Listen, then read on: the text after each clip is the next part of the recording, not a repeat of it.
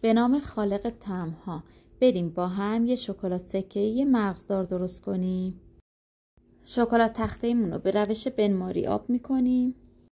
شکلات تخته‌ای آب شده رو داخل قیف یکبار مصرف می‌ریزیم. ای وای ریخ رو کابینتمون. اشکال نداره تمیز می‌کنی. بعد کپسول هامون رو با شکلات آب شده پر می‌کنیم. حالا هر مدل مغزیجاتی که داریم روی شکلات هامون می‌ذاریم.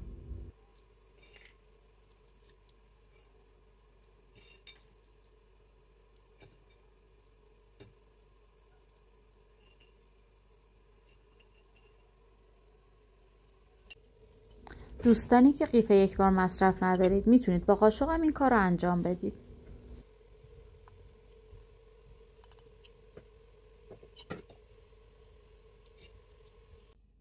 شکلاتامون رو به مدت نیم ساعت تا 1 ساعت داخل یخچال میذاریم تا خودش رو بگیره.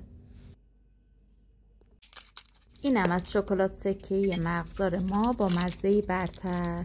درست کنید و لذتش رو ببرید. نوش جونتون.